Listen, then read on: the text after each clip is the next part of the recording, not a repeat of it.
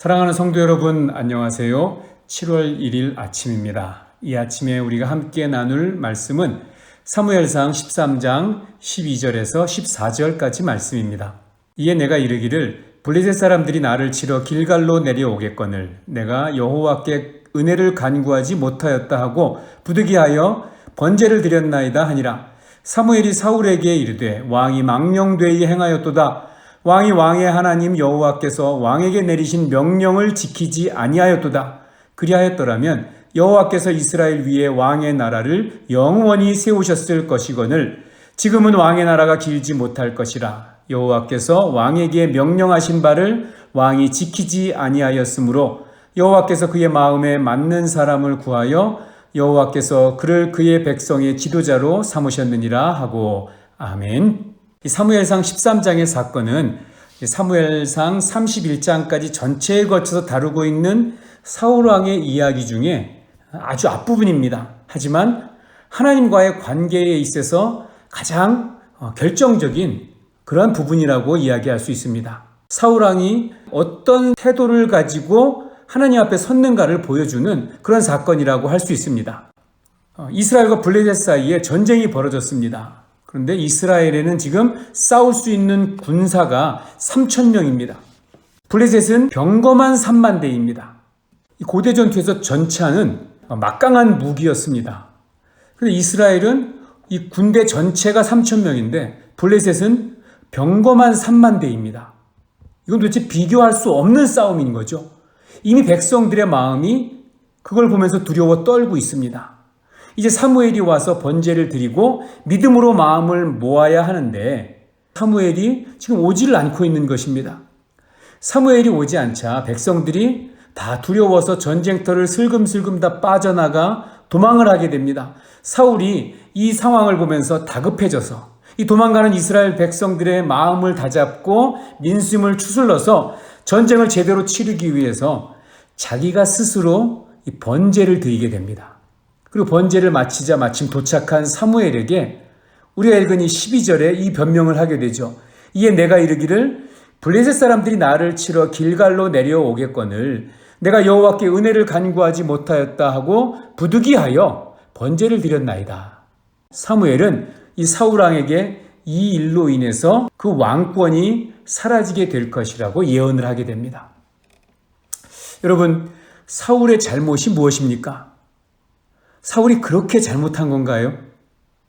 우리 좀 바꿔서 사울의 입장에서는 조금 억울하지 않겠습니까? 여러분이라면 어떻게 생각이 드십니까? 그렇기 때문에 우리가 오늘 물어야 될 것이 이것입니다. 그렇다면 하나님이 도대체 사울왕에게 기대하셨던 그 사울왕의 태도가 무엇이겠는가 하는 것입니다. 결론을 얘기하자면 순종입니다. 순종. 사울의 판단은 자신의 입장에서는 나름대로 지혜로운 판단이었습니다. 사울왕 입장이 아니라 우리 입장에서 봐도 좀 그렇죠. 이 조급한 상황에서 우리는 보병만 3,000, 이 적은 탱크만 3만 대인데 싸움은 불리하고 백성들은 겁에 질려서 다 뿔뿔이 흩어지기 시작했고 사무엘은 오지 않고 그 상황에서 사울이 내린 판단은 지혜로워 보입니다. 합리적인 것 같이 보여요. 지금 당장은 유익해 보입니다. 그런데 결국에는 그 결정은 부끄러운 결정이었습니다. 왜냐하면 하나님의 말씀을 따르지 않은 거였어요. 그래서 결국 오늘은 이 믿음이란 무엇인가라는 것을 점검하면서 사울의 가장 심각한 문제가 뭐냐면 기준이 명확하지 않았다는 것입니다. 여러분, 하나님을 의지한다는 것이 무엇입니까? 그것은 하나님 명령에 순종한다는 것입니다. 저와 여러분의 믿음의 싸움은 바로 이 순종의 싸움입니다. 내가 기준 삼아야 할 것을 기준 삼고 살아가고 있는가? 아니면 나는 내 인생을 살아가는데 기준이 아닌 세상의 것을 내 기준으로 알고 살아가고 있는가? 12절에 사울이 자기 스스로에게 말하죠. 블레셋 사람들이 나를 치러 길갈로 내려오겠거늘. 다급하다는 거죠. 일이 급박하게 돌아간다는 이야기입니다. 그래서 내가 여호와께 은혜를 간구하지 못하였다 하고 그 은혜를 내가 받기 위해서 내가 스스로 번제를 드렸다는 것입니다. 사울은 이 전쟁에서 이기려면 또 이 위기를 통과하려면 이 방법밖에 없겠다라고 생각을 했던 거예요. 상황을 합리화시킨 것입니다. 그래서 기준 삼지 말아야 될 것을 기준 삼는 첫 단추가 되어버렸습니다. 지금 이 사건은 사울이 왕이 된 지 약 2년 정도 지나서 일어난 사건입니다. 사울은 왕위에 40년 동안 재직하잖아요. 이후에도 계속해서 똑같은 케이스라고 할 수 있습니다. 우리가 잘 아는 순종이 제사보다 낫고 듣는 것이 수양의 기름보다 나으니라. 같은 상황이죠. 사울은 끊임없이 내 생각을 기준으로 상황을 합리화시키는 삶을 살아가게 됩니다. 그렇게 내 생각을 기준으로 삼아서 내 행동을 자꾸 합리화한 모습으로 행동을 하게 되면 이기는 것 같지만 결국 지게 된다는 것입니다. 사무엘이 오는 것처럼 하나님의 시간은 우리에게 오고 있는데 우리가 조금만 더 하나님의 시간을 기다리면 그 시간과 우리의 시간이 맞추게 될 텐데 우리의 시간을 지금 기준으로 삼아버리고 하나님의 시간을 기다리지 않고 내 시간표대로 지금 액션을 해버리는 것입니다. 순종은 이해가 돼서 순종하는 게 아닙니다. 사울이 하나님의 시간을 이해할 수는 없었습니다. 그래서 순종이 필요한 거죠. 이해가 돼서 순종하는 것은 순종이 아니라 동의입니다. 사울은 지금 이 상황이 이해가 되지 않아요. 그런데 하나님이 요구하시는 게 있었던 겁니다.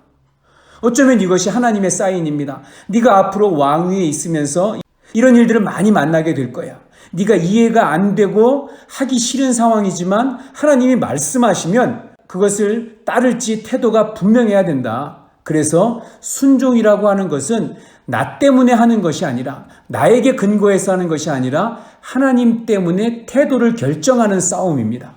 나는 좌절하고 싶지만 하나님이 아직 아니라고 말씀하시면 용기를 내고 나는 지금 승리의 축가를 부르고 싶지만 하나님이 지금 겸손하라고 하시면 주 앞에 내가 아무것도 아닌 것처럼 침묵할 수 있는 그런 태도를 나의 삶의 근거에서 결정하는 것이 아니라 하나님 때문에 결정해가는 싸움, 이것이 믿음이고 순종인 것입니다.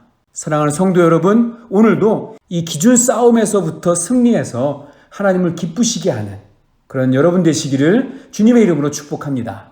기도하겠습니다. 하나님 아버지, 작은 행동 하나에 우리의 가치관과 기준이 담겨 있음을 깨닫게 됩니다. 사울의 행동 하나하나에 그의 마음이 담겨 있었습니다. 우리도 우리 자신을 쳐서 복종시킴으로 예수 그리스도가 다스리는 주님의 뜻에 순종하는 오늘 하루가 되게 하여 주시옵소서. 힘들고 어렵다고 해서 상황에 흔들려서 조급하게 행동하지 않게 하시고 겸손하게 내 삶을 돌아보게 하시고 기준 삼아야 할 것을 올바로 기준 삼는 그런 지혜를 주시옵소서. 내 조건에 따라서가 아니라 하나님을 근거해서 태도를 결정하는 그런 믿음의 사람, 순종의 사람 되게 하여 주시옵소서. 하나님 아버지, 하루하루 긴장감 속에서 살아가는 우리 성도들의 삶이 지치지 않도록 도와주시고 생존의 위협을 받는 어려움 속에서도 성도들의 생계의 터전을 지켜주시고 하늘문을 열고 은혜를 내려주셔서 하늘의 위로와 평안을 경험하게 하여 주시옵소서. 예수님의 이름으로 축복하며 기도하옵나이다. 아멘.